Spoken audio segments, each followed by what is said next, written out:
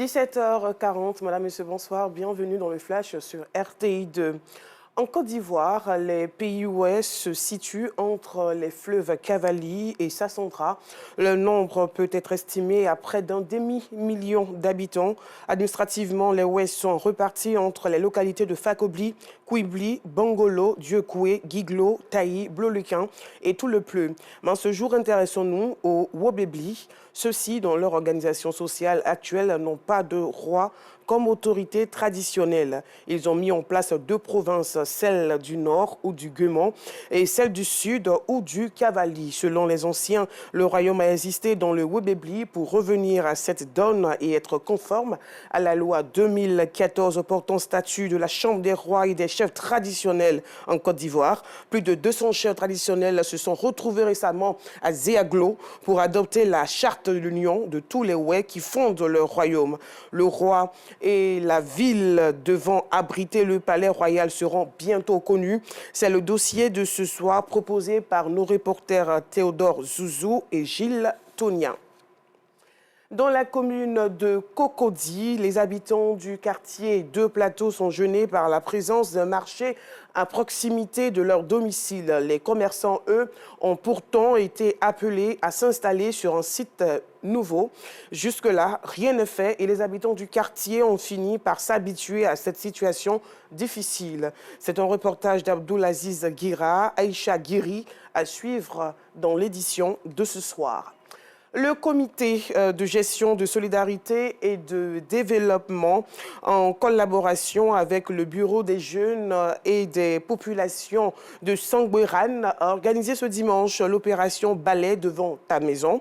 Une opération coup de balai qui vise à assainir le cadre de vie des habitants et les sensibiliser sur l'importance de la salubrité. Yacouba Coulibaly et Maïssa Kogaï nous en parlent également dans le 19h30. Magnifier le Seigneur pour avoir bénéficié de ses nombreuses grâces. C'est le sens de l'organisation de l'action de grâce de Mariam Coulibaly, présidente de l'association Les Étoiles Brillantes d'Agboville, qui entend matérialiser sa reconnaissance au Créateur. C'était le week-end dernier à Agboville en présence de nombreux fidèles chrétiens. Le compte rendu de Yacouba Coulibaly et de Maï Sako Gueye.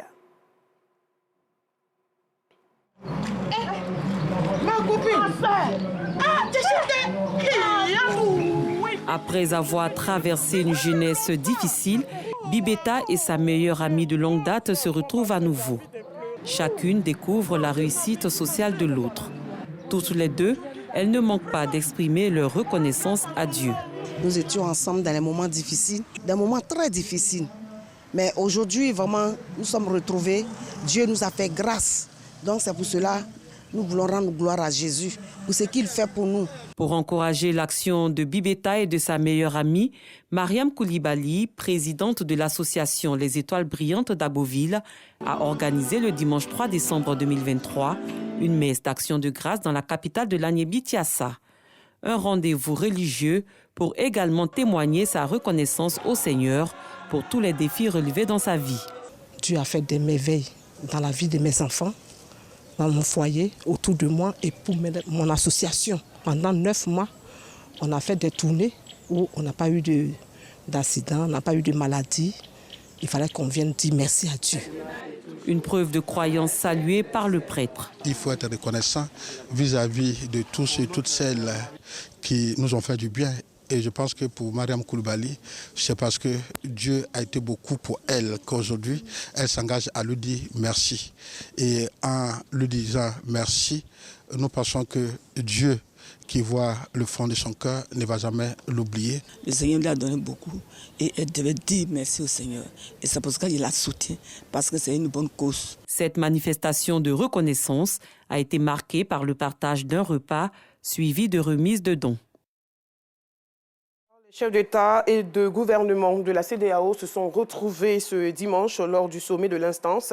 Parmi les sujets à l'ordre du jour figurent les transitions en cours au Mali, au Burkina et en Guinée, les 3 pays membres suspendus de l'organe, mais il sera aussi largement question du Niger. Le pays est sous le coup de sanctions et le président renversé Mohamed Bazoum est toujours détenu. Un important volet économique devait être également évoqué.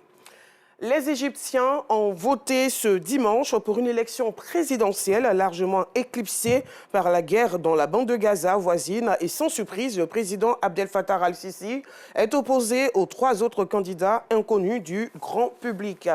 Et pour terminer, détenu en Iran, Narj Mohammadi n'a pas pu se rendre à Oslo ce dimanche pour recevoir son prix Nobel de la paix, devenue l'une des figures emblématiques du mouvement Femmes, Vie, Liberté.